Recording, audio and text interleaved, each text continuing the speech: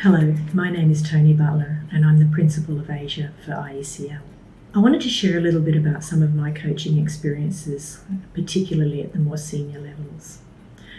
More often than not, as coaches, we are invited to work with leaders either off the back of a leadership development initiative or because there's a particular behavioural or skill issue that might need to be addressed.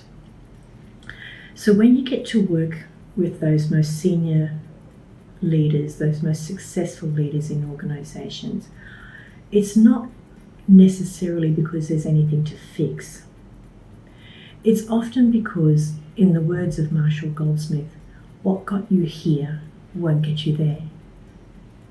So what is it that these leaders need for their ongoing success and their personal and professional development? I wanted to share a little bit of an example of someone that I've worked with recently. He's a C-suite client who is highly successful, a highly capable leader who has worked his way up through the corporation. He's got incredible technical and business skills and really strong people leadership skills. I was holding this question: what value was he expecting from his coach?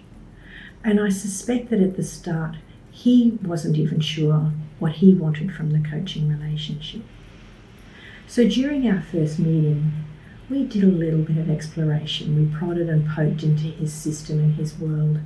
We looked at things like some of his self-view, issues around his personal well-being, even his family situation, what was happening in the dynamics of his team, strategic challenges, business issues, etc.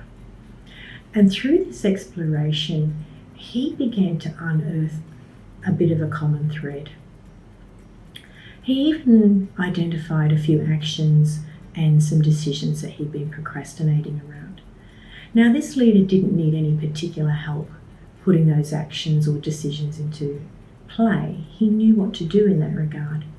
In his words, he needed a thinking partner. And that's the value that we created from our coaching relationship. By engaging a coach, the leaders that I work with in this way at least are continually checking in on how they're showing up. They're exploring what else they need to learn. They're willing to think about their thinking. And in this way, coaching supports them to operate at pace, to be more nimble, to make sense of the chaos that's often prevails.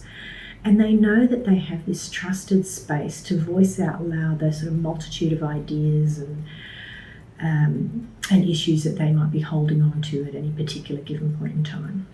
What's truly inspiring about working with these leaders is that they know that investing time in themselves is vital to their success as much as it is investing in others' development.